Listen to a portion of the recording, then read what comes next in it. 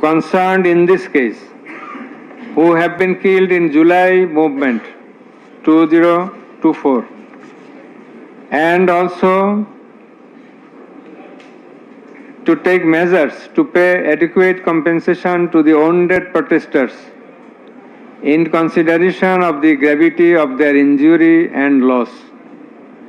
This sentence shall be carried out in accordance with the provisions laid down in Section 20, subsection 3 of the International Crimes Tribunals Act 1973, preferably pursuant to the long-standing practice.